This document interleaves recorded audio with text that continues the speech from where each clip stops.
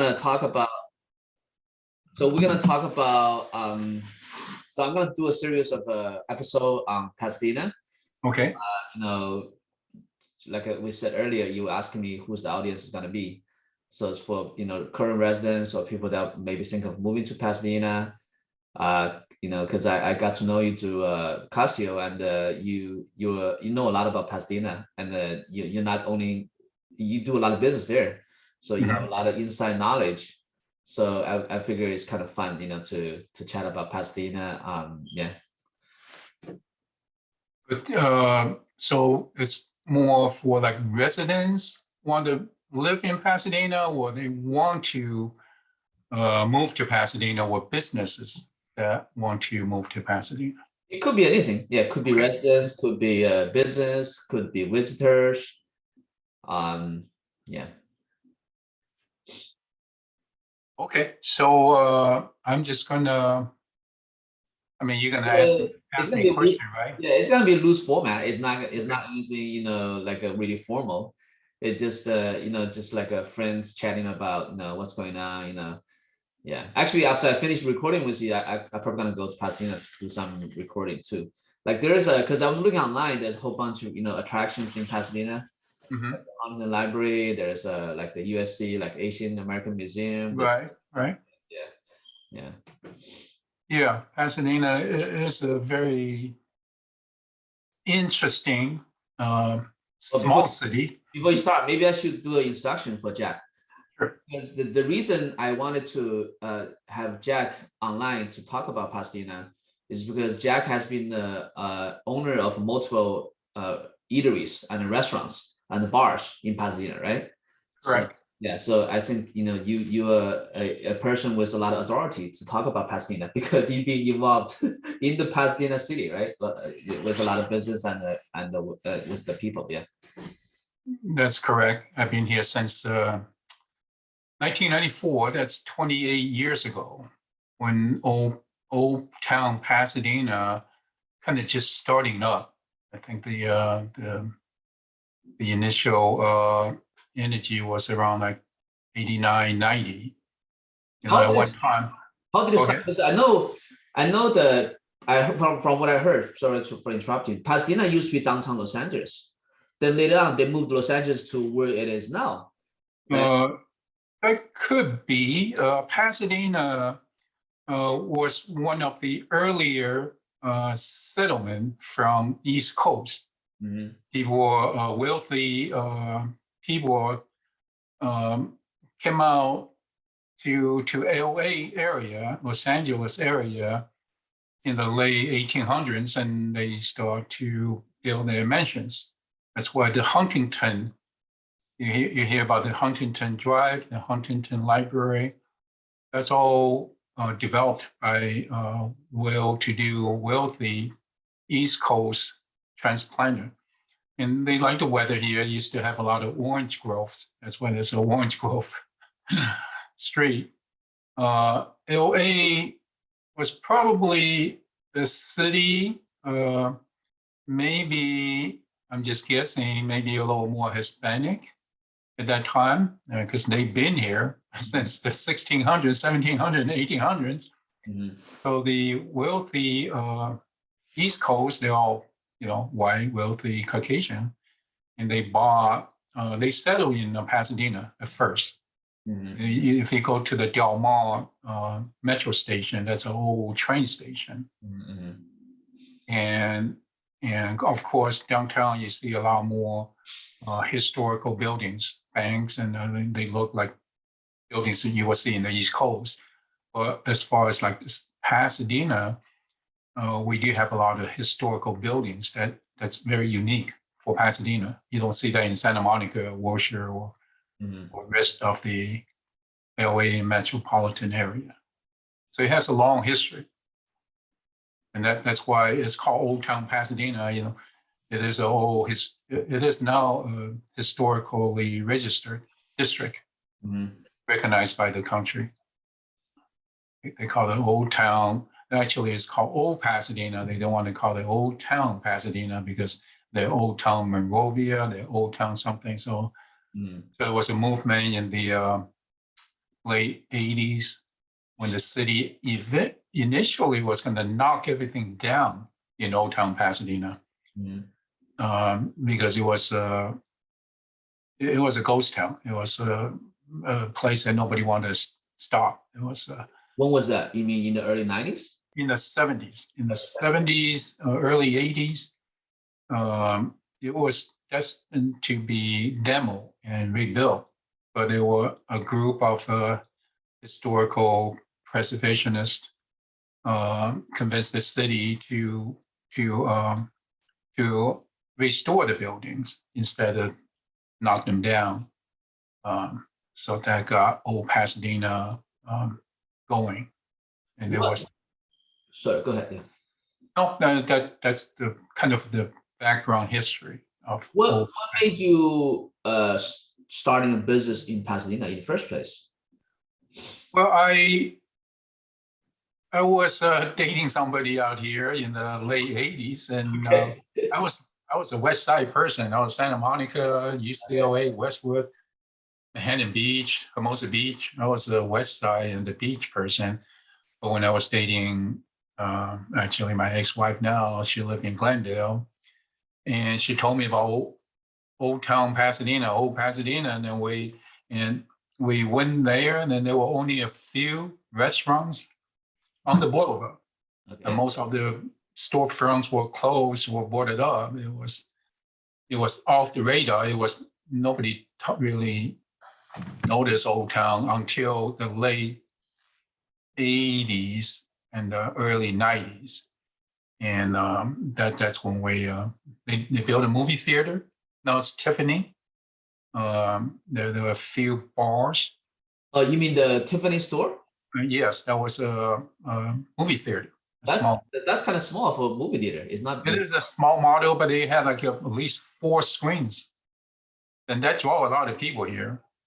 And I think Tiffany became Tiffany in the early 20,000 something, 2004, 5, or 6, when Tiffany, they knocked down the movie theater. That's not historical, that movie theater. That movie theater was probably built, in the early 80s or mid 80s. So there's nothing historical about that. So they can knock it down. You cannot knock down any of the historical buildings. You have to keep the facade. You can do whatever you want to do inside, but the exterior facade has to be the way it is. So you were dating your ex-wife, and there was no restaurant in Pasadena. So you thought about starting a restaurant? No, actually, we dated, we got married, and she was an investment banker. She got a wonderful opportunity to go work on Wall Street in 1990, and that's when we got married. Our plan was to go to the East Coast, live in New York City, pick up some East Coast attitude, and we can come back here. So we came back in 92. And I worked, after I came back, I worked for Panda for 2 years, Panda Inn, Panda Express. And at that time, there were only 150 restaurants, and now there are about 15,000 restaurants.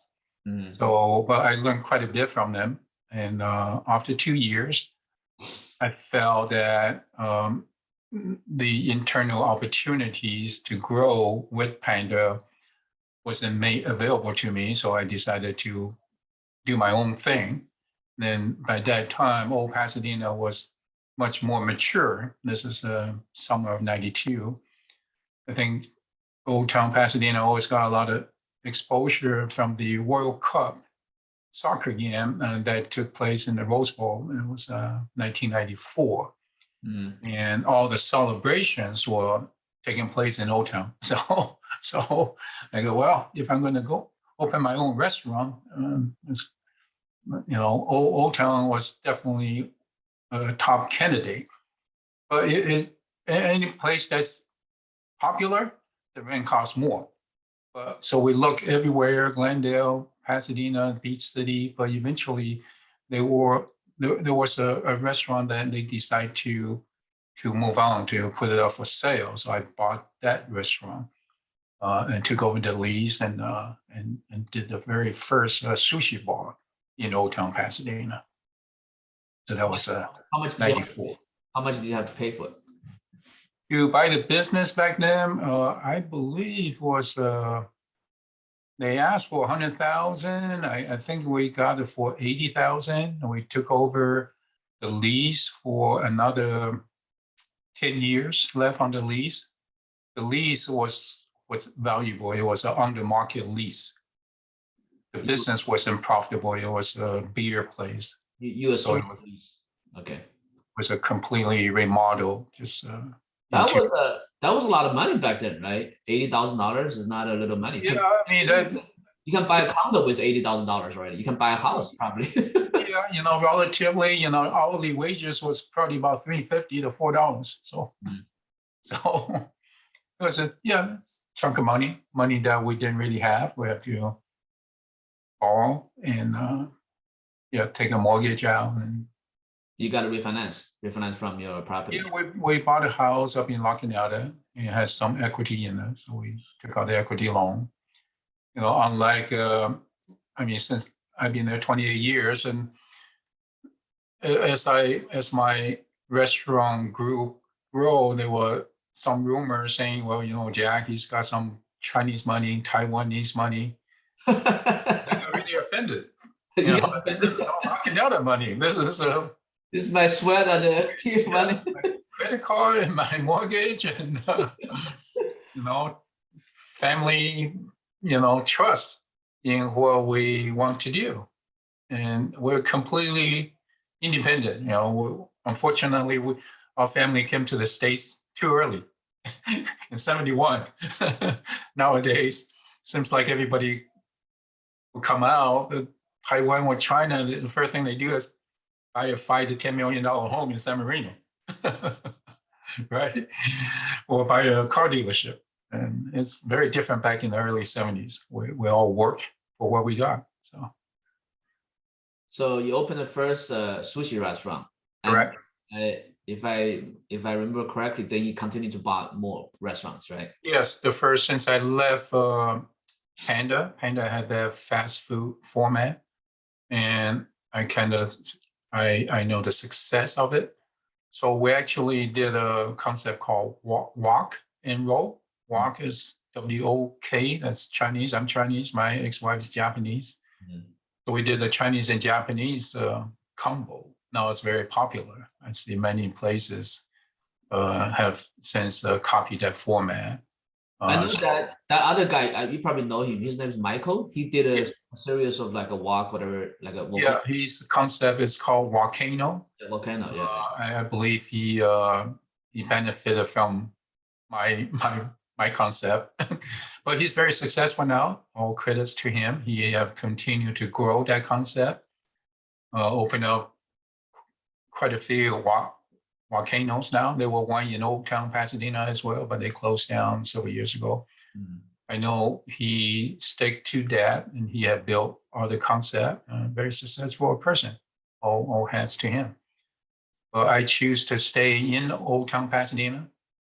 I live at that time close to La Cañada. It's only 5 minutes drive. I don't want to open up another place where I had to jump on the freeway and then go down to Santa Monica or downtown. So my strategy. Most of your restaurant were on the same street, right? Correct. So instead of opening Walk and Roll number 2, Walk and Roll number 3 at different cities, which means I had to drive all over the places, I started picking up locations in Old Town, but developed into different, not directly competing format. For example, I acquired a space across the street from Walk and Roll, where Sorriso is now, just right across the street. And I think I'm the first Chinese guy to do Italian food in Old Town. Then I relocated down the street to where True Food Kitchen is. It's a huge property, 12,000 square foot. We did a Villa Sorriso concept, like 350, 400 seats. It's like a supper house and dancing afterwards. It was very successful for about 10 years, from 2004 to, no, from 2000. 2004 to 2014, a good 10 years, got a very successful 10 years out of it, and things changed. Then I bought a location, took over a location where Ixtapa Cantina is. That used to be an Irish pub called Moses McGillicuddy. And that's a 7,000 square foot. So at one time I was at the east end of Old Pasadena, the west end of Old Pasadena, and one in the middle, controlling about 6,000, 7,000, 12,000, about 26, 27,000 square foot of three very large locations on Colorado Boulevard. That's pretty much unheard of it. At one time, I had about 400 employees among three restaurants. Wow. And a very huge payroll and a very huge rent, monthly rent.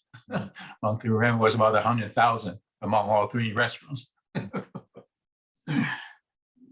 What did you like about doing business in Pasadena?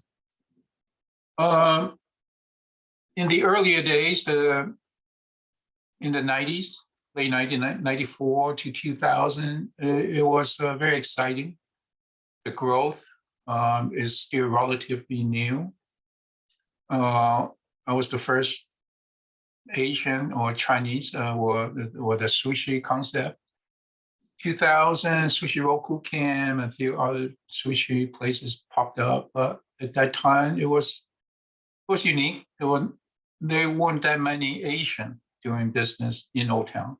Matter of fact, when I went down to Alhambra to procure restaurant supplies, and when people found out about I'm in Old Town, they were quite surprised. Oh wow, in Old Town seems like you can't breach that wall just yet. But now you see a lot more Asian businesses. You have 85 degrees, you have the hot pot places, you got, I think last count, there's about 6 or 7 boba places. And a lot of nail salons by the Vietnamese ladies. So the Asian presence is increased significantly. I would say maybe about at least 25% business Asian owned. You mean in Pasadena right now? In Old Town Pasadena, but in Pasadena, I see more and more, not as heavily concentrated as Old Pas, but you can't help it. Alhambra, Monterey Park, it's just right next door. So if people want to grow, they want to get away from the ethnic trade and do a non-Asian business, I think Old Town or Pasadena will be the first choice. So it had been a good location for you, right? Because the geographic location. Yes, I've told people that Old Pasadena and Pasadena has been very kind to me. I met a lot of people, different business owners in Old Town or outside in Pasadena. I got to know people from the city. They were all very, very helpful in helping small business owners to grow.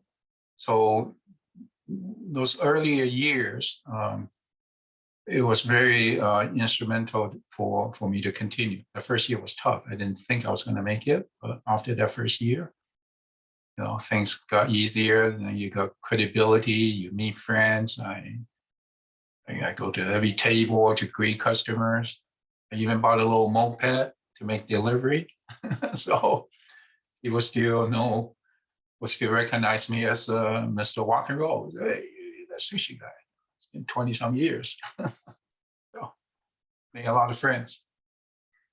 That sounds like a lot of work, but it's a lot of work. When you have restaurant, especially restaurant, it's 24/7. I think anytime you have your own business, let it be a retail store, if you're a small business owner, everything's on you. The rent, and the toilet doesn't work, it's you. Everything, the plumbing, everything.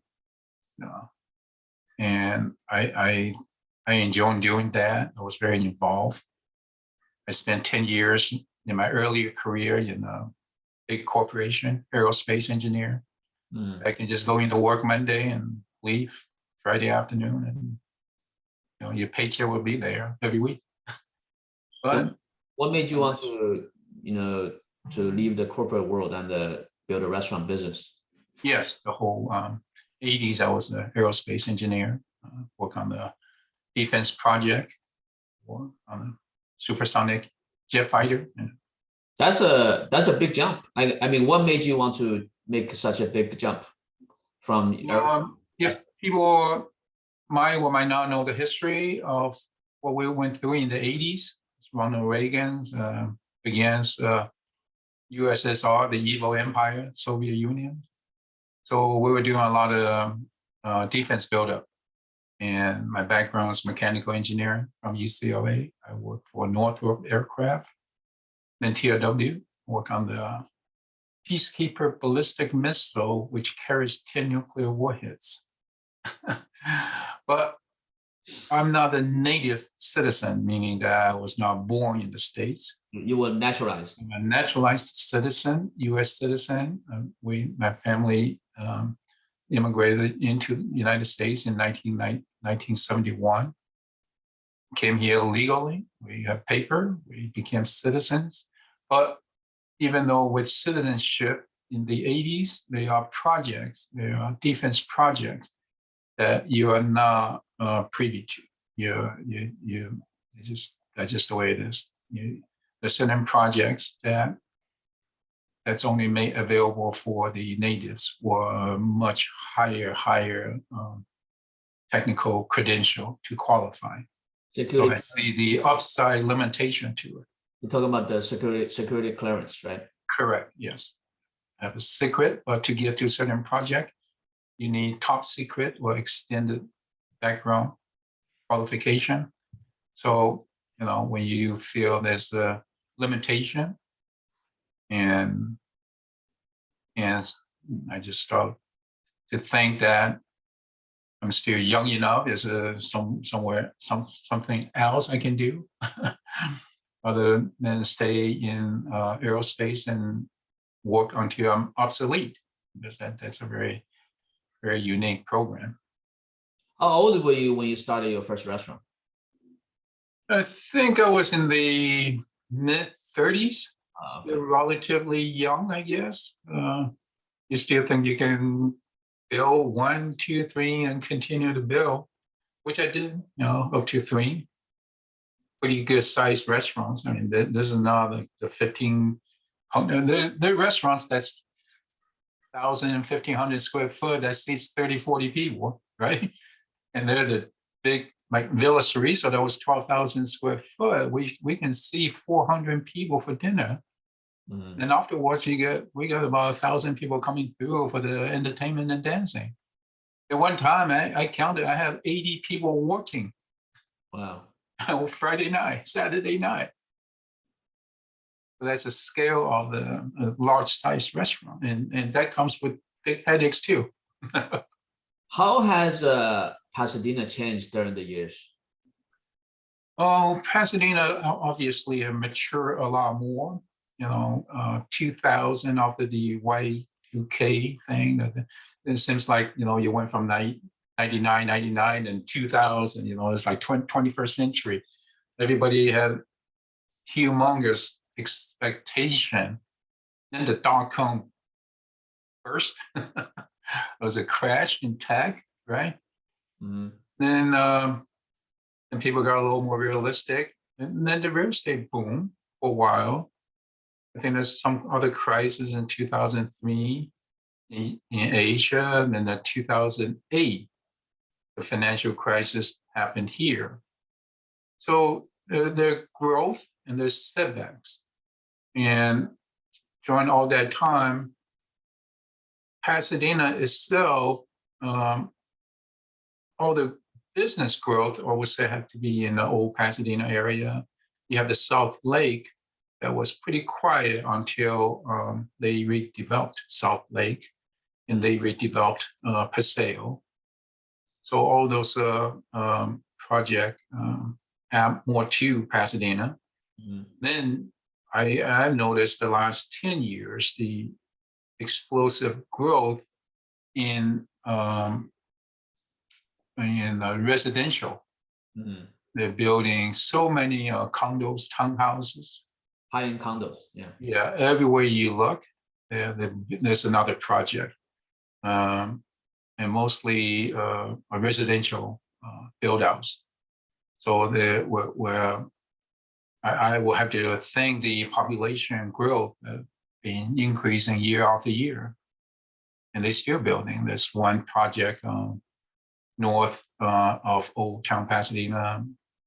It used to be the Parson Building. Now I believe there's at least 1,000 new high-end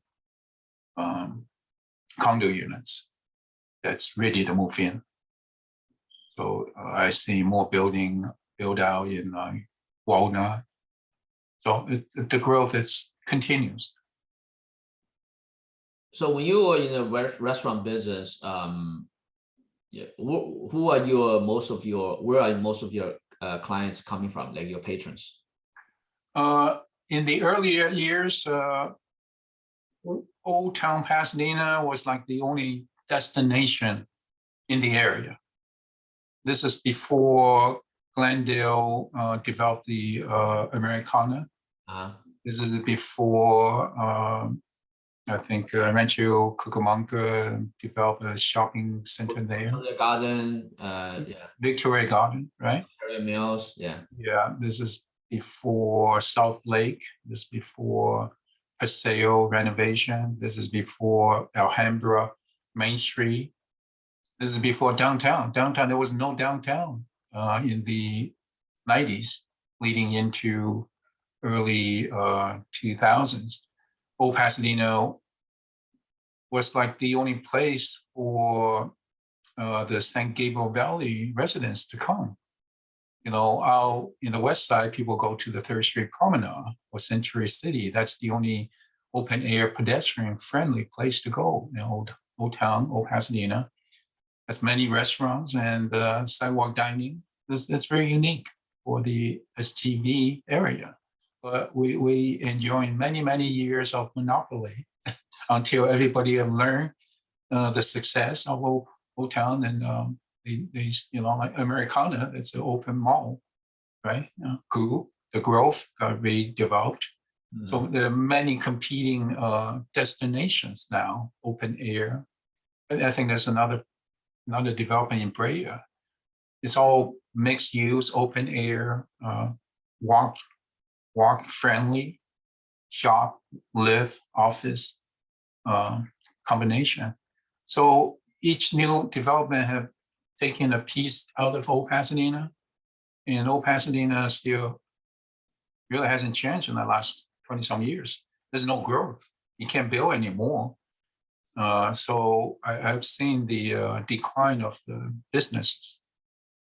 Trust me, in the first 4 or 5 years, since I made my first year, and I noticed how fast new businesses, restaurant business, retail business will come and go. Even restaurant business, I counted about 150 restaurants came and went within like 3-4 years before end of 2000. Probably at least 150 to 200 large, small restaurants opened and closed. And but it's a free market. You have to figure out what's unique about your business. Many people made some good living, raised their kids, and some people lost a lot of their lifetime savings in chasing the dream. So, proud to be here 27, 28 years. Yeah, but it's you can't take it for granted. A lot of people think, if you get a lease, you get a space on the boulevard, then you're golden. It doesn't work that way. I've seen chains, big chains, strong chains that come to Old Pasadena, and a few years later they go. Unami Burger recently came, very successful in the beginning. They're gone. Why do you think that continues to happen? Like, is it hard to do business there, or what's the secret? it's misleading. It's very misleading. You know, nowadays I walk around. In the earlier days, in the 90s, you see more mature shoppers. You see people come in, shop, dine. You see more full service restaurants, and you see large shopping bags. Nowadays, I see a lot of boga places. We lost quite a few full service restaurants. Twin Palms, that was a big place. It was 15,000 square foot, and it was very high end. And I see more casual walking around, gelato, boba, and they're not cheap either, but we lost quite a bit of full service restaurants that caters to a very different clientele. So that's how I see it. And only because they are the places for them to go. People live in La Cañada, they don't have to come to Old Town anymore. They can go down to Glendale, or they can go downtown. And downtown actually is struggling too. They open up strong, and there are many closures as well. They invest a lot of money in there. There's some really successful ones, but I know a lot of people, they lost their business there too. So right now, especially the COVID, there are many empty restaurant storefronts. You mean That's in Old Town? In Old Town, in Pasadena. One of the I take my weekend walk from Old Town to South to Lake, down to California and back. I walk by Rory's. That's a big restaurant that's famous. It's international. And when they first opened, I went there. It's beautiful build out, 8,000 square foot space. Now it's for lease sign. Domenico, at the Chase building on the lake in Colorado, that's 89,000 square foot. It's vacant. And you just have to pay the rent. You can reopen. The build outs there. Paul Martin closed down during COVID. I think this Culture Grill took over. I'm sure they got a good deal. They don't have to do the build out. So there are opportunities, but they come with risk. You can't take it for granted. There are places that even if the property owner told me, Jack, walk in, just pay me the rent. I don't like the location. It's too high risk. Lake Avenue, even Old Town, you still don't have a lot of office people coming back to the offices. So our lunchtime is not as strong as before, right? And dinner time, we're still busy on the weekend, but weeknight it's very slow. That's my 28 years of observation. So you think the food service restaurant is probably not gonna be as popular as before? We can't say that, but they are other successful format. We walk by Earth Cafe. Earth Cafe, there's a line waiting outside almost every time, but that's a different format. It's not a sit down, wait. You wait in line, you go up there and then you pay, you get a number and you get served. You might or not tip. And it's a different format. So they're saving a lot on the labor, right? They offer a different health-oriented food. Right now, our labor cost is huge. It's $15, and it's going to go up soon, I think. Downtown, I think LA is 16 something now. Increase in the hourly labor, also increase in payroll taxes and your workers' comp. Even though they're just percentage of your payroll. And we can't find enough people to work. So you got to manage for restaurant or for retail, you got to manage how you're gonna control your labor costs. And restaurants known for labor intensive. Retail store, maybe 3-4 people, you can run the operation, from morning to night. But a good sized restaurant, like my restaurant right now, 7,000 square foot, where Ixtapa is, I have about 20 people working, at least 10 during the slow time and 20 to 30 on the weekend. So it's a lot of payroll. So do you see Pasadena is shifting more to a residential city versus like a commercial city, like for business? Do you think this is more like a residential city now? Well, business wise, you have Colorado, that's the Main Street, you have South Lake, Mhm. and you have you have Old Town, you have pockets. But where do you develop a new shopping area? I don't see the development. You can probably do a little more development in the North Pasadena area, but I don't know how much capital you attract up there. It's a different clientele.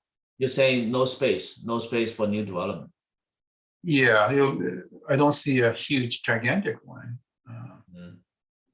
It's the Parson project. They were supposed to have some kind of ground floor retail space. Even if they do, I don't know who's going to go there. So that's not a pedestrian-friendly walking space, unless the 1,000 people that live above can support some of the ground level retail store. If you open a restaurant up at the corner of Walnut and Fair Oaks, how many people are going to walk up there? Right? It's tough. Mhm. You don't see anybody walk on the Walnut Street that much. So the concentration is still Colorado, but you have to deal with zoning, code, and there are a lot of imitation in commercial development. So I see opportunities in. Imitation from the city? What's that? You said imitation from the city? Yeah, each area they have their own zoning code. Certain areas zoned for commercial, certain areas zoned for residential, certain areas maybe for mixed use. I think the developers are constantly battling with the city to enlarge the commercial zoning spaces. Otherwise, where can you grow? They might still be space available, but location-wise, it's not as attractive to develop something too far away from the popular area. Not to say that won't happen. You have to really develop a destination. So when I was looking at what's going on in the residential market, it feels like Pasadena is one of the more favorable locations that people choose when they think of buying a home. Why do you think that's the case? I'm not in the residential market, so I don't really know. I know the what we call the Lineham, the Ritz-Carlton area. That's beautiful homes. Used to be 2 to 5 million. I'm sure now it's 5 to 15 million. Right. That's appreciated so much in Pasadena now. Yeah, not just here. I mean, the last several years, the COVID is pushing everything up, but 20-30% of a year, right? Yeah. You put a home for sale, then you might get 20 offers and get $100,000-$200,000 more for a house that's in Avenue 64. Not even Pasadena. Pasadena commands a premium just because it's Pasadena compared to others. But Pasadena has a disadvantage that if you're well-to-do, you're a young family, you have kids, you have to think about the Pasadena school system. That's It's- weird. Huh? I never can figure it out. I mean, Pasadena is a very upscale city. Why the school hasn't been Pasadena, the well-to-do family, all their kids go to private school.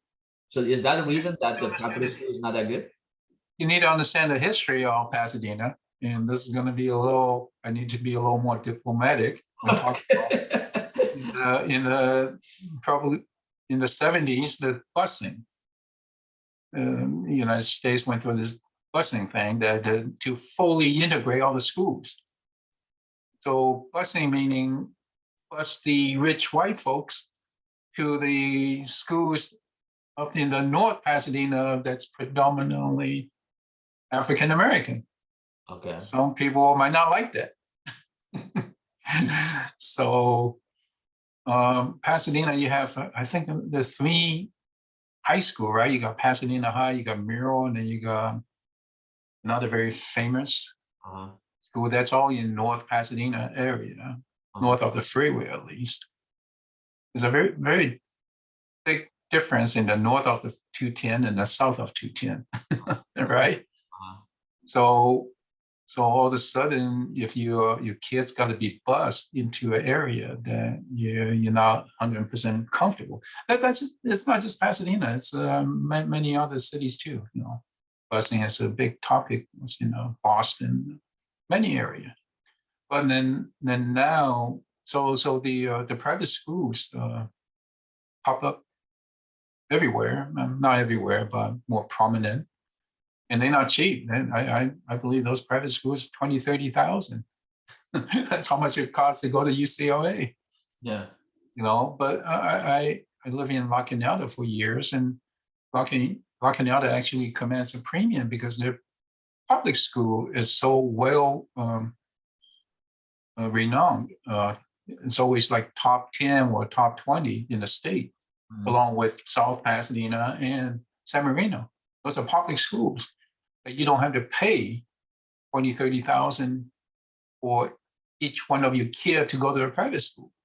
But still, La Cañada still have private school as well. They have the Flintridge Prep, and they have quite a few of that. Their graduating class, 99% of the kids go to a 4-year college. But Pasadena still commands a premium compared to Altadena, compared to some surrounding city. So I don't have an answer for that, but still has a prestige. But it's not the whole Pasadena. It's below the freeway Pasadena, or in the Rose Bowl area, Linda Vista area, right? So it's probably the public school didn't improve much. It's because probably there's a private school options. I won't say it didn't improve much, but the funding, everything's going to come down to money. How much money they get, and what kind of teacher they get, and how much of the parental support you get. Private school costs more, so they support more. I'm sure the parents more involved. Not to say that the public schools parents don't get as involved, or you really cater to a lower income level of population. Yesterday, I was walking just a couple blocks north of Old Town Pasadena, north of 210. Yes. The whole area, the little pockets, is actually growing a lot. There's a lot of people doing flipping, a lot of people remodeling homes. So there's more and more new homes being remodeled over there. They're beautiful homes. I have driven through during COVID time. Fortunately, we got this delivery contract from City of Pasadena to make deliveries to low income senior citizens in Pasadena. So and all those homes are North Pasadena, and we've driven through it, and they're beautiful homes. Now, if before, nobody will go down to Lincoln Heights, along the 110 freeway area to buy homes. But now that's been gentrified. That's, you see white families with young couples with the baby strollers. There's nowhere you can, back then $300,000 can get you pretty decent homes. But now I would imagine anything in North Pasadena is like 700,000, 800,000, and maybe up to $1 million. Yeah. And anything south of it, it's $1 million plus. Yeah. Now even the north side is like a double, triple. Yeah. Right? In the last 3 years, maybe. And they're very beautiful. Just within the last like less than 5 years. Yeah. Yeah.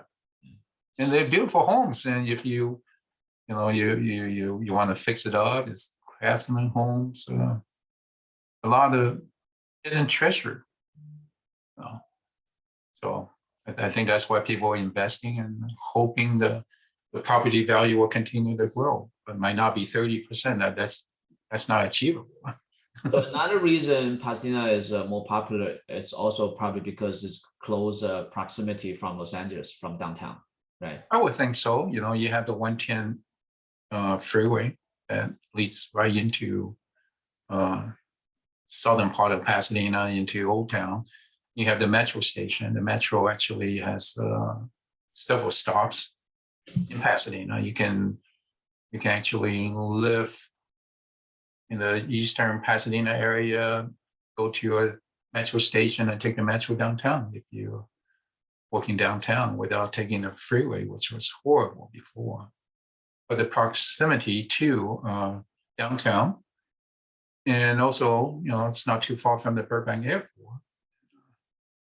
The lifestyle is a lot more relaxed compared to West Side. The traffic, although it's getting worse and worse, but compared, it's still a lot better than downtown or Santa Monica.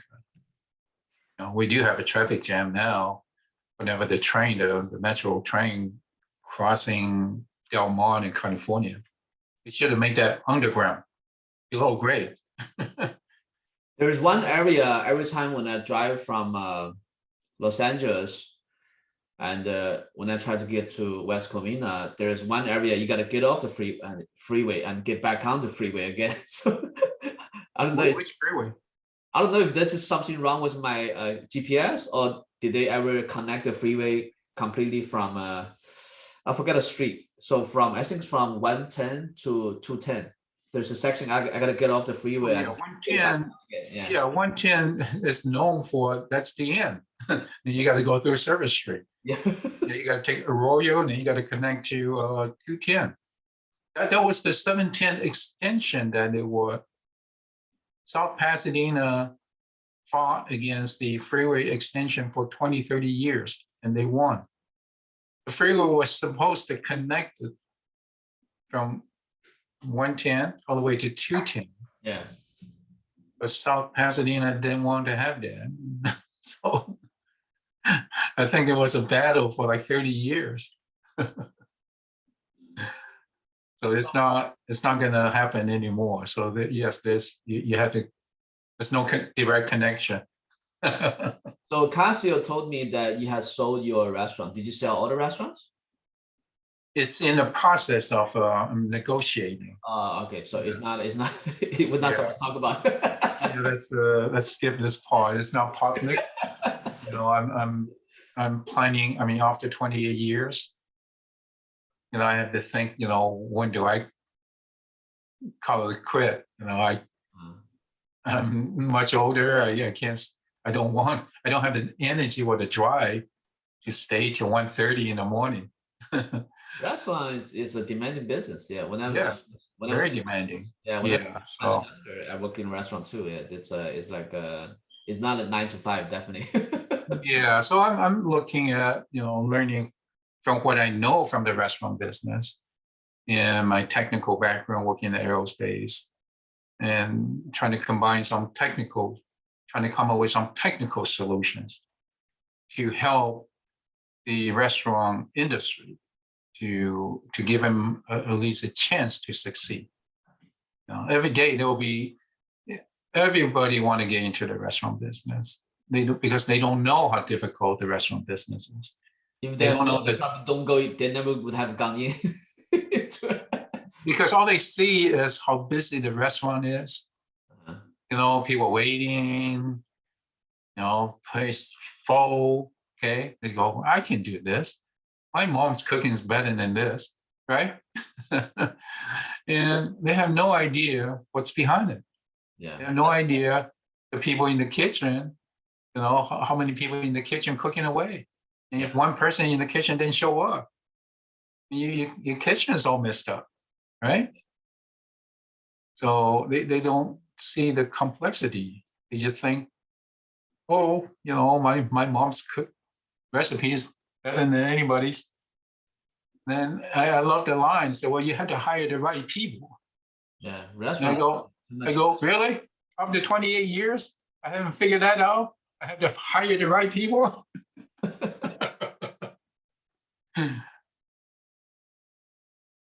Okay. Is there anything else you want to talk about? Either your experience or Pasadena? Pasadena it's very interesting. I think population-wise, it's about 150,000. It's actually a big city. It's one of the biggest cities. Big city, relatively, compared to all the small cities everywhere else. I think Long Beach is about over 200,000. But Pasadena is a good-sized city. We have our own police, fire department. We have our own health department. Okay, so you kind of not in the small city like San Marino that nothing ever happened, was what I say San Gabriel. It's a good-sized city, and it has the commercial side, the business side. It has the destination shopping side. So it has some very nice homes to be away from downtown or the west side. So it's very unique. It has I love the architecture. You see buildings that you just won't see in other parts of LA. And people are pretty nice. People are very nice. It's this little smaller town mentality. So I'm glad I came to Pasadena, made my living for the last 28 years, and continue for a few more years, and have great memories. And people want to come to live in Pasadena, pay a little more, make sure that you know what you're getting into. And then people want to do business, there are plenty of opportunities, but also with risk. I've seen many concepts that started in Pasadena and be very successful. So it's all the opportunities, and you have to make it happen and make friends. So politics has always been a sensitive subject. So what do you think is the general political sentiment in Pasadena? Like the mainstream, is it more conservative? Is it more liberal? Is it? It's mixed. You have your conservative parts of it. It's also age-wise. The older residents maybe more conservative, but you have a lot of new, younger working professionals that that's taking over a condo unit or just no kids yet. They're probably a little more liberal. Politics everywhere. Politics in small city, big city, LA, you have corruption. I don't think we have any corruption here in our city. But I do urge, if you want to be a resident, you want to be a business person here, you got to get involved. You got to go vote. You got to know your city council person. You got to know who the mayor is. You got to know what the trend is. Are they developing more businesses? Are they restricting residential developments? Are they, and the only way to get involved is to be out there, to participate. I know that the thing I have always been critical of Asian businesses is they don't get involved. They open up a shop, they don't get to know their neighbors.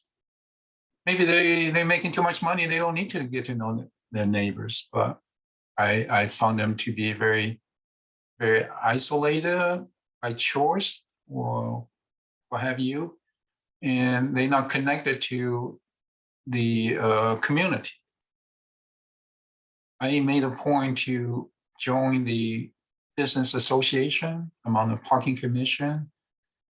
I believe in voicing my opinions. I don't get everything my way. Sometimes I feel like I get neglected because my voice not that strong. I don't have like an Asian business association behind me. We don't even have a restaurant association in Pasadena. So the force is still kind of dominant by the wealthier property owner and people who's connected over years of being here with the city council, with the mayor. The mayor come and go, but city council is a very powerful organization. If you live here, you have business here. And if I ask you, who's your council person? I would say 95% of people won't have any idea. So if you have a problem with your business or you have issue with your house development, what do you do? So do you think the city is more progressive, or are they not as progressive, the city hall? I think the city is pretty progressive, but it's the website, all the information you want, but nobody gonna cater to you, to go to you. What can I do for you? They're too busy fighting other problems. You got to make that happen. If you want to add another room in your backyard, can you do that? You go to the city yourself, or you hire a consultant or architect, and they can do that for you. But if you have a business, you want to get a liquor license, you want to do this, you want to do that. I did, because I didn't have the money to hire any consultant. I went to the city myself. I brought every application to the city. I hired a contractor. I was an owner builder, so I was there for the inspection. So I knew the inspectors. I knew the plant checkers, and that's how I feel like I lasted this long. I got involved. I reached out. I didn't just come in here just be myself and don't look anywhere. And I see too many of the Asian businesses are like that. You mean when dealing with issues related to your business, you need to communicate more with the local government, right? Yeah, just even your neighbor. I see barbershop opening up. I guarantee you they don't know who their neighbor next door is. They don't even make an attempt to go over there. Okay, to go to the gelato place and say, let me buy you a gelato and then come see my boba place. They don't do that. They just don't. If I go to the boba place, it's like, okay, why don't you put a sign outside, maybe you get a customer. They'll probably look at me very suspiciously. And that's a personal experience. What? Walk door to door to bring awareness to the parking situation, because I'm on the parking commission. Well, when COVID happened, the city manager asked me to gather a group of restaurant people at my place so he can come to meet the restaurant owners and have a question and answer session. Okay. When I went into the non-Asian business, they're very open and receptive in thanking me for inviting them. When you go to an Asian business, they look at you sideways. You know what I'm talking about? They look at you suspiciously. They're skeptical, yeah. Yeah. So I say, okay, here's a flyer, come or not. That hasn't changed from 20 some years ago to now, because we have a lot of immigrants too, newcomers. They're not as adapted to the society that we have now. They don't know how to say, hi, I'm so-and-so, I'm just opened up a business, I'm your neighbor, we can help each other. They don't know how to do that. What do you think is the biggest problem facing Pasadena? Oh, I think in a way, Pasadena is getting a little too big. it's growing. You get a lot of residents, but the permitting process is hellish. My restaurant had a kitchen fire. We submitted a plan in June. We didn't get approval until December. Of course, it's COVID, and less people working at the counter to review a plan. But every development in the city is going to make money on the permit fee, inspection fee, tax basis, sales taxes. And they got to add more personnel. But any city that grow big, they get bloated. I see a lot of waste. I see a lot of wasteful spending too. I have my opinion about certain things. But that happens to any city, state, federal government. The money they got from the tax base or from other sources, it's not their money. Right? My income from the restaurant, I have to think twice about how to spend that money. When the city spending, we don't know. One big problem is not to be critical of the fire and police, but do you know when you see them out patrolling, walking, how much overtime hours they bill the city? Yeah, that's like a double the pay, right? After the. It would be triple the pay. Yeah. I read in the newspaper a couple of years ago, this lieutenant, Pasadena PD lieutenant, he was suspended because he was selling arms on the side. Oh, wow. In the city, and he was making over $200,000. While in suspension? Some of them, they still get paid. They have union. Oh. And a lot of cities are bankrupt because of the obligation to their police and fire employees' pension plan. So that's a different different concept. It's a different topic all by itself. But on one hand, they say, well, we don't have money for this and for that. I see plenty of money where they're not using that they're not allocating and spending it properly. Recently, the parking garages in Old Town, they're going to change the rate. They say the expense is too high, needs maintenance. That's gonna kill the business. Well, I think so. I'm the only one. The reason I kind of enjoy going to Pasadena is because there is a plenty of public parking and they're very affordable. Like the first hours, like free, first 2 hours free, something like that. So that's actually is a very welcoming message. Like a couple of days ago, I was in West LA, so I went to this Whole Food market.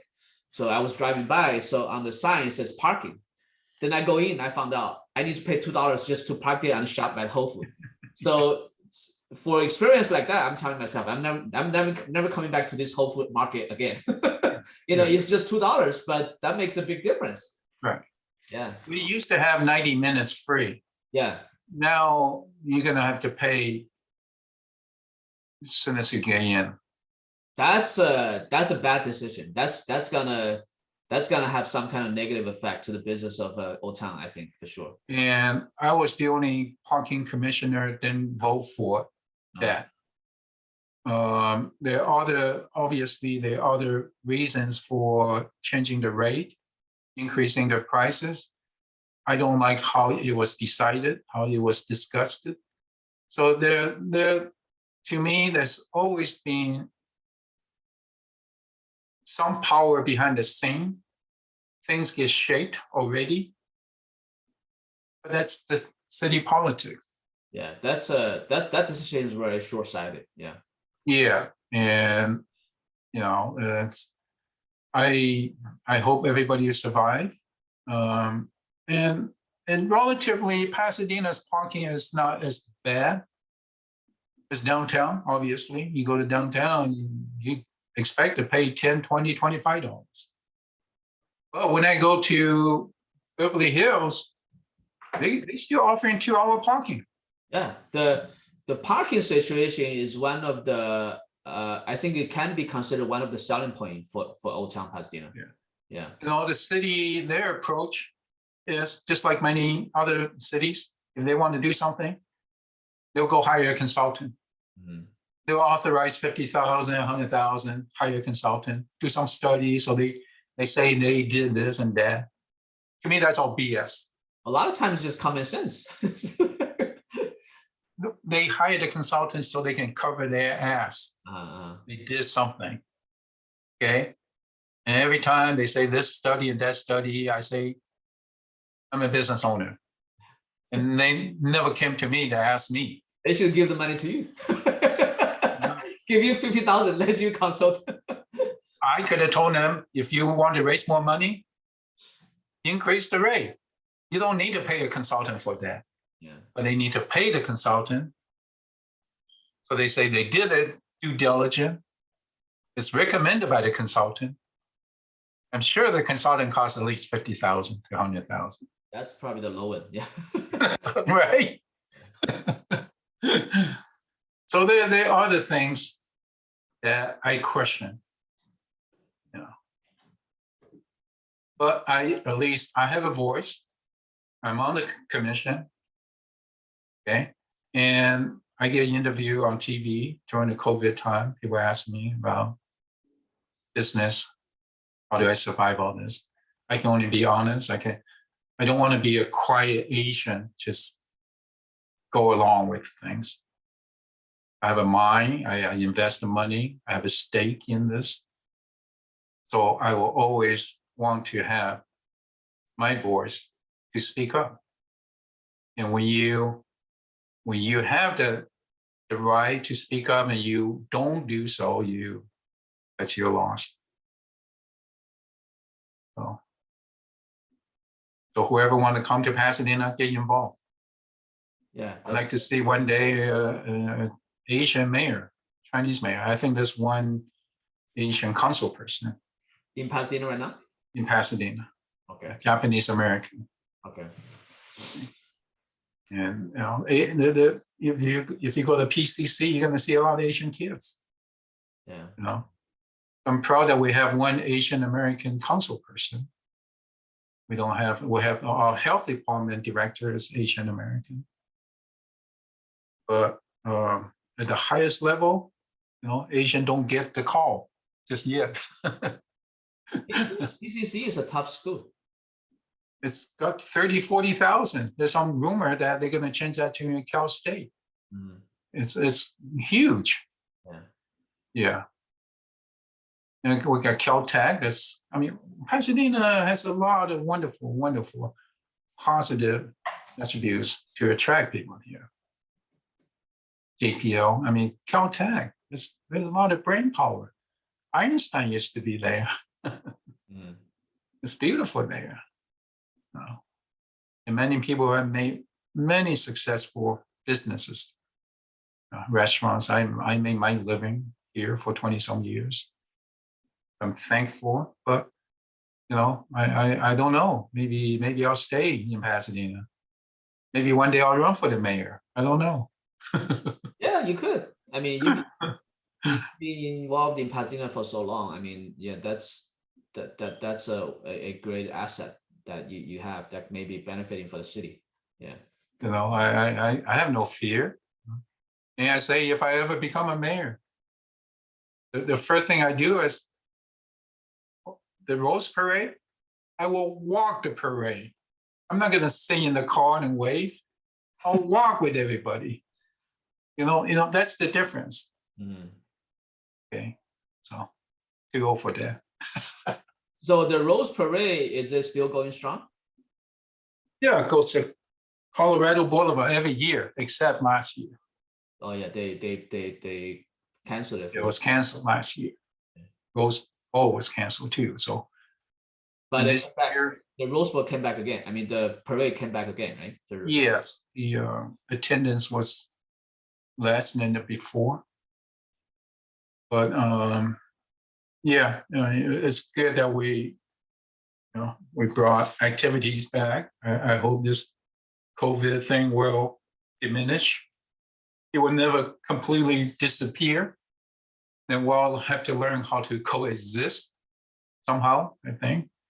We can't continue to shut down our business. We're still in a very, very restrictive use at this moment. Who is managing the operation for Rose Bowl? There's a Rose Bowl operating company. Okay, there's an entity called the Rose Bowl Operating Company. Is that a private entity?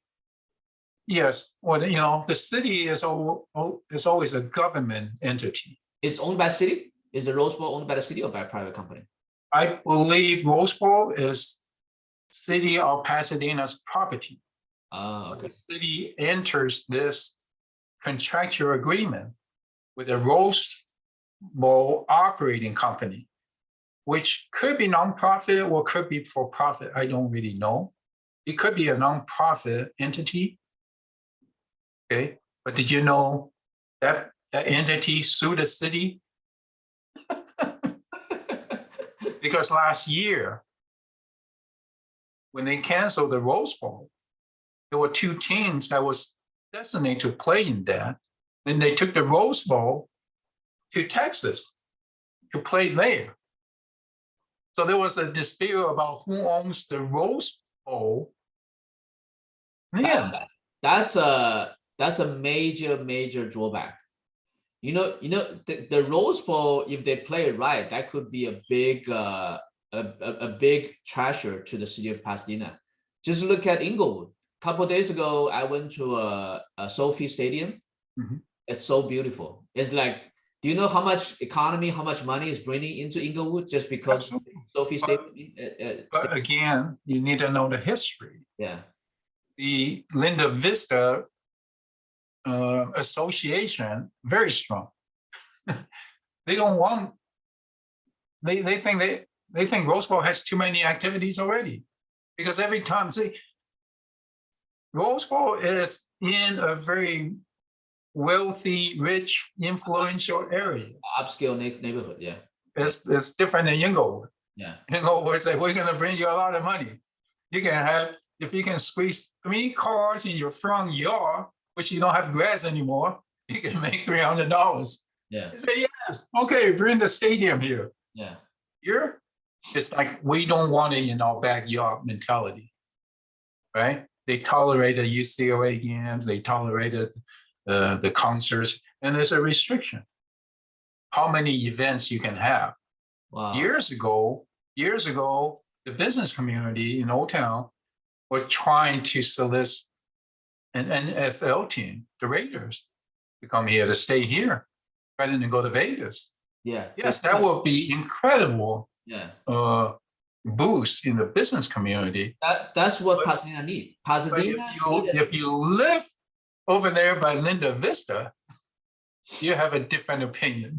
Yeah, Pasadena. If Pasadena could get a professional team into Rose Bowl, then it's gonna be a game changer.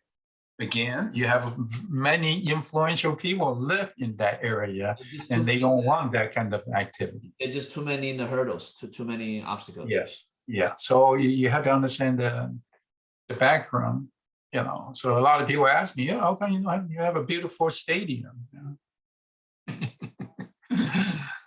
Right. So there are many things that I learned all this. I didn't know. I learned all this after 28 years, still learning. Yeah, seems like from what we talked about today, seems like the city is a little bit, it's kind of stagnant a little bit. I mean, there's a lot of residential progress and building and the improvement, but as far as big like a business development, like for example, professional team, like so it's kind of seems like, so that's the general sentiment I've been getting. Seems like Pasadena is more focused on residential construction, right? Residential growth, Yeah. Yeah, it's as far as like the business development, it seems like it's kind of lagging a little bit. Yeah. Also every time you want to develop even residential, well, we're business. You got to do this environmental study shit. Uh-huh. that can set you back a couple of years. Uh-huh. I think Huntington Hospital just got their expansion property on California and Fair Oaks approved, or the staff approved for the city council to approve. Because anytime you build a 4-story commercial buildings, even though it's for the medical, biotech, research, or what have you, it's going to increase traffic, right? And you're always going to get resistance from somebody. So when they're gonna run for the next mayor campaign? I think Mayor Victor Gordo just got elected 2 years ago. I think it's a 4-year term. 2 years. So usually people prepare at least a year in advance, right? So it's probably 2 years. Yeah, and there's 7 city council person. Not all 7 are up for election, so it's like staggered. 3 in the up maybe this year, and 2 years later 4. So it's like the Senate. Not every Senate is up for re-election every. Are you a resident of Pasadena now? Yes. So if you want to be a mayor, you got to be a council member first, right? You got to run for the council first. You don't. Anybody can run for, I think, a city council seat, because the district, you have to live in your district. I don't even know if you have to. You can represent. You have So to be. usually the logical progress is you run for the council first, then once you become a council member, then you run for the mayor, right? That seems to be the natural progression. Yeah. But you could just run for like Mayor Bogart. Mayor Bogart was there for 20 years. He was in the city council before that, but he was years ago. And he kind of retired and he came back. So he actually beat out, I think, 2 city council persons who were trying to run for the mayor. So are you gonna make an announcement here that you're gonna run for the council? I'm too old. I like to be the man behind the mayor. be the counselor, be the advisor. I have some crazy idea, but I don't know. I'm not a politician. If you're gonna open up a cancer worm that is subject to attack, there's no way, while I have my businesses here, I would run for any public office. Correct. Yeah. You're just too prone to attacks. Yeah. I say if I'm a doctor or I'm retired, I don't care anymore. You can't attack my business. Maybe, But if I have a restaurant, I don't want the fire department to come every day. I don't want the health department to come every day. I don't want the police to come every day to tell me that something is not quite right. I'm not saying that they do, but sometimes they do. There's politics there too.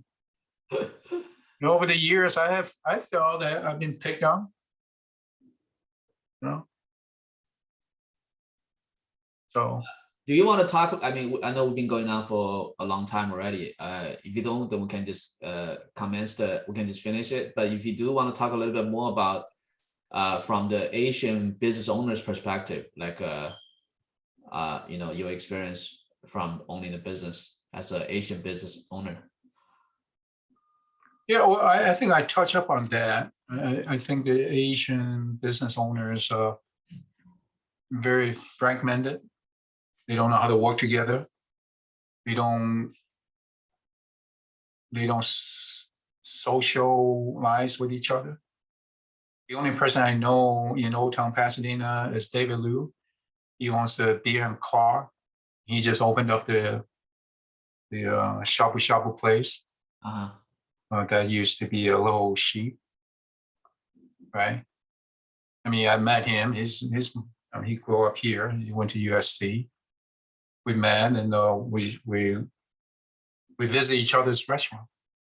He actually brought his whole staff to my restaurant for their Christmas party 2 years ago, right before COVID. You know? And whenever he needs some assistance, help, I go help them out. So we're friendly. But there's so many other Asian places, like I said, you know, I go in there and they look at you suspiciously. So they need to, the Asian business is great. If you want to come to Old Pasadena, you want to get away from the ethnic neighborhood, then act like a member of the community. Mm-hmm. You know what I'm saying? If you want to do your business here in Old Town, get to know people in Old Town. Get to know your neighbors. Not just to come in. I'm not just Asian. There's many other people like that too. But you know, that's how I see the Asian business owners are very silent, very passive. And they run wonderful businesses. 85 degrees. And they don't need, I don't think they need to go say hi to their neighbor. They're still very busy. But they're not as busy as a couple of years ago. You know? But most of them have that mentality. You know, I open my business, okay. You know. They don't participate. You would never see them going to a meeting. So you say the recommendation is to be more involved in the community. Absolutely. You know, I'm sure your business, real estate, you need to reach out. You need to network, right? Mm-hmm. Doing this is to reaching out. Mm-hmm. You don't have to do this. You know, I can be, I don't know anybody, you know. And you can still be very successful. But I think our image is the quiet Asian, mm-hmm. right? And even we get mistreated, we don't complain as much. You know, I'm still struggling with that too. I think there are times I've been mistreated. I've voiced enough to bring some attention to address it. But I'm not the kind of person just want to blow everything up because I still need to keep my business open every day. Like they said, the screaming baby get the milk, right? Something like that. You know, crying baby get the milk. Right. When they say squeaky whale gets spoiled, yeah. Right? I mean, I'm sure many times people, you know, they feel something is not quite right and they don't say anything. They just take it. And which I do too. I had to balance everything. Am I going to be 100% critical of the Pasadena PD? No, I'm not going to do that right now. They're gonna keep their eye on you. Right? So I have to be diplomatic.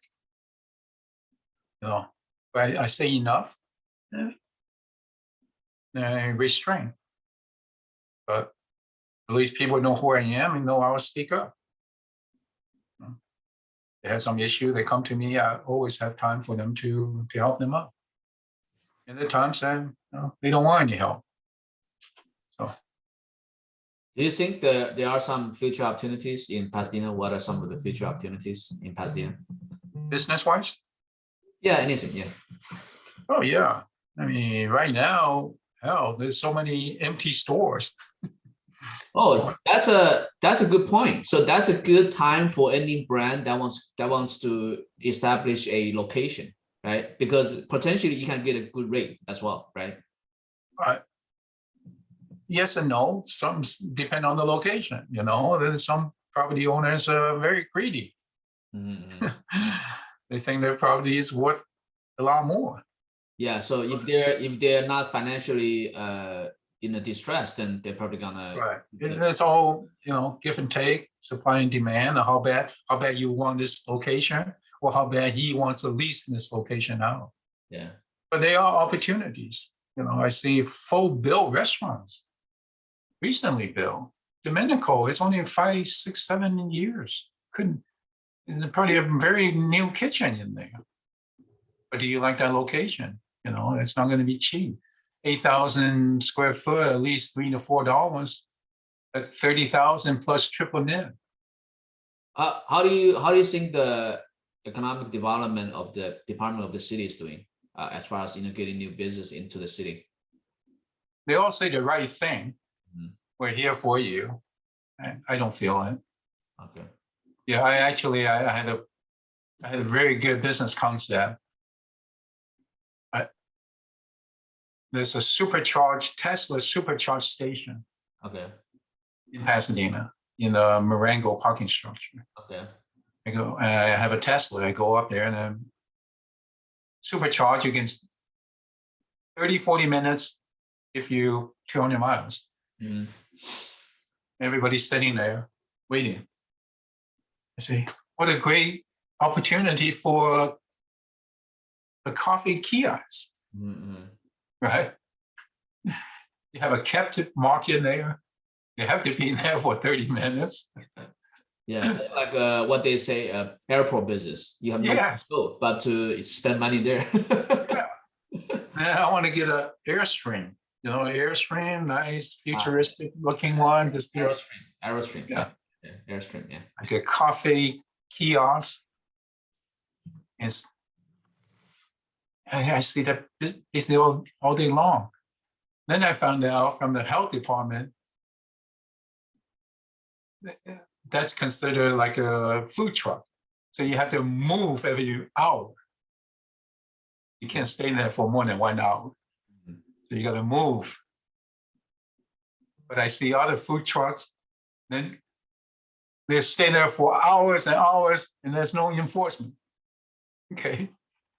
Now, if you want to be permanent, then you got to build a structure. Then you got to get a conditional use permit. So you got to go jump through the hoops. So my response back was, I think I'll build a spaceship to go to Mars. It's pretty easier.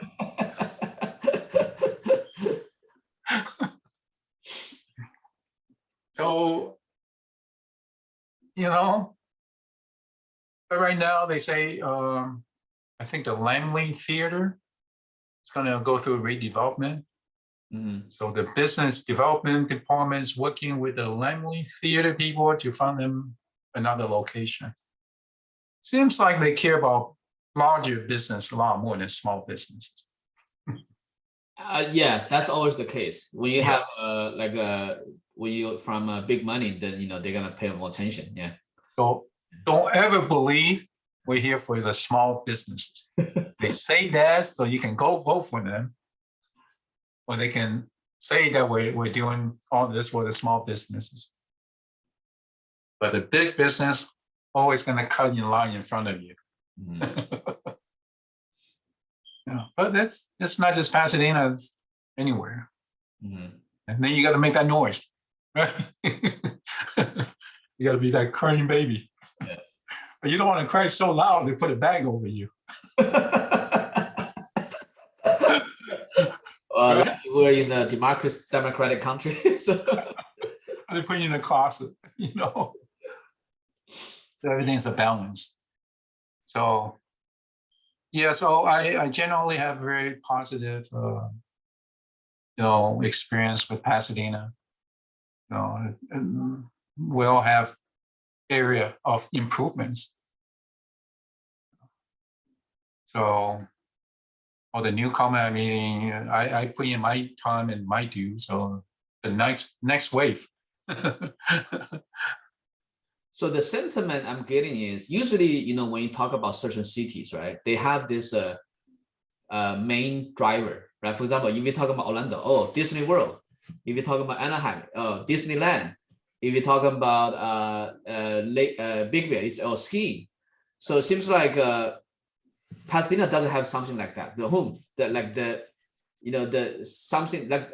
Actually, no. Let me take it back. My word. Pasadena have it, but it's just not promoted that way. Pasadena have a lot of stuff. They have Huntington Library, they have Rose Bowl, they have the Rose Parade. Yeah. We have this, Pasadena have this kind of, they have the base, but it's not being promoted like that. It doesn't have that kind of clouds. You know what I mean? Yes and no. I mean, they promote the Rose Bowl and the Rose Parade. Those are the two biggest ticket items, right? But it is a good sized city, and they had diverse interests. Not like I said, not everybody's happy about Rose Bowl activities, right? They don't want any more. So everybody have different wants and needs, right? But it's not just one thing, Anaheim is, you gotta please Disneyland. That's everything. The tax base is everything. Pasadena has different things, a lot of different things to, not one thing's gonna kill it. Yeah, Pasadena seems like the residents of Pasadena has more power. It's there's many well-to-do families. There's a residents, they're very like a, how do you say, I don't know, they have more say in some of the things, right? Well, everything goes back to the city council. You got 7 city council members. Yeah. Everything got to be passed through the city council. So the city council, when they run for things, they need other people to donate money to put up the signs. Correct. Yeah. Right. So the more influential people have more money to give, and their causes gets more attention, right? Okay, yeah. And you're probably not going to give too many people up in northern Pasadena area to give up too much money. Yeah, so this is a more sensitive subject. So most of the people behind the council are like a real estate developers, or A diverse interest. okay. A real estate developer, if it's small, he'll probably donate to all 7. You need 4 out of 7 votes, right? And you got to see what you're developing, right? And they're bigger projects. It's very complicated and yet very simple. It's the influence, right? It's not corrupt, but it does have influence, a certain degree of influence. And whatever you're trying to do, is it compatible with Pasadena as the overall work live place, right? Let's say if you say, I want to develop Rose Bowl to be a Grand Prix, very loud and noisy, but it's going to bring a lot of money. And that's not compatible. Maybe Sophie Stadium there, right?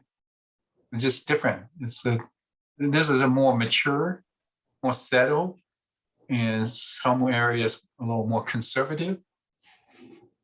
And they say, well, this is good enough. We want to maintain this. Maybe they don't want to build anymore. Not everybody's for all this build out for condo, single, this multi-unit development. I think it's too much.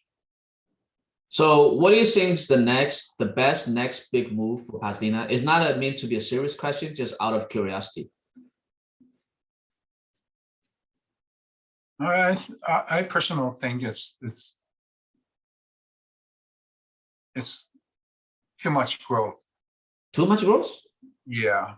No, you mean the residential buildings, all the condos and the high rise, all the townhouses, right? Yeah. Okay. The congestion. So they're doing that because they wanted the revenue, right? Of course. Yeah. Because when you build condos, that's a lot of revenue. That's a lot of dollars. Yeah. The developer can acquire, a couple of acres that's been sitting there, right? The land is valuable. Now all of a sudden, if they can build, as a typical project on Walnut, they can put up 100 units. Okay, each unit they can sell it for $700,000-800,000. That's pretty on the lower end now. Now it's probably you can get $1 million for each unit. Yeah. It all depends on the square footage. Let's say $1 million. You got a small one, you got 1,000 square foot, and then you got 1,500 square foot. That's 1,000 units, million each. That's $1 billion Yeah. value, right? So the developer are hungry, right? They want to develop. Construction companies are hungry. They make money. And the city is hungry. They want the tax space, right? So everybody want that, except the people who's been living here and somewhat comfortable with what they have already. Any new development don't really benefit them. It just causes more congestion, Mhm. right? They're not going to benefit any of the Section 8 low income thing. So we don't want that, right? What's in it for them? Mhm. They want to be able to walk without crime, drive without traffic backed up. Right? They want to go to a supermarket. They want to go to Trader Joe's or Whole Foods without not getting the parking space. There's certain people, I respect that too. You know, they've been here a long time. This is their lifestyle. So you think Pasadena should slow down on the residential construction? What do you think Pasadena should do more of? It's hard. I'm not privy to the master plan. The city has a specific plans for certain area. I think I view like Walnut, it's just overpopulated. So how do you convince somebody to go to East Pasadena to build something? It's not as desirable, Mhm. right? You still have a lot of opportunity north of the freeway. How do you attract developers to go up there? You know, you're not going to get $1 million that you can get here, Mhm. right? You have more opportunity to develop up there. But it's getting there. It's getting there. I think it's pretty soon. They are. I seen the build out, Yeah. but they have a lot more opportunities up there. So I don't have the answer. You know, I'm not a city planner, or I can only go with my gut feeling. Okay, I think that's about it. We Okay. talked for almost 2 hours. Okay. Good luck with everything. Good luck with your business, and let's see. Hope for the best for Pasadena. I think Pasadena will be fine. I mean, they got a good structure, a good bones. Plus, it's got the mass, right? It's got the yeah. So they can't do things too drastic. Mhm. I think just keep a slow growth, until something huge happens. Okay, Ray. All right. Okay. Nice talking to you. I'll talk to you next time. Next time.